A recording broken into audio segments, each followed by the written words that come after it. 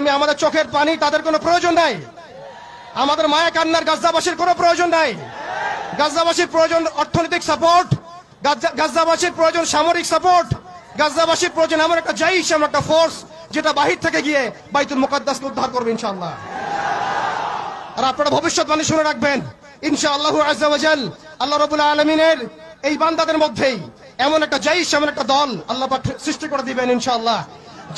যেই দল, যেই জাইশকে পৃথিবীর কোন সেনাবাহিনী থামাতে পারবে না ইনশাআল্লাহ। শেষ পর্যন্ত তারা বাইতুল মুকাদ্দাস মুক্ত করেই ছাড়বে ইনশাআল্লাহ। শুধু সময়ের অপেক্ষা। তারা আমাদেরকে অপশন দিয়েছে, হয় আমাদের দাস হও না হলে মরো। শেষ কথা, তারা আমাদেরকে অপশন দিয়ে দিয়েছে, হয় আমরা তাদের দাসত্ব করব না হলে মরবো। আমরাও বলে দিচ্ছি, আমরা দাসত্ব করব না। আমরা হয় শহীদ হব অথবা স্বাধীনতা ছিনিয়ে নিয়ে আসবো ইনশাআল্লাহ।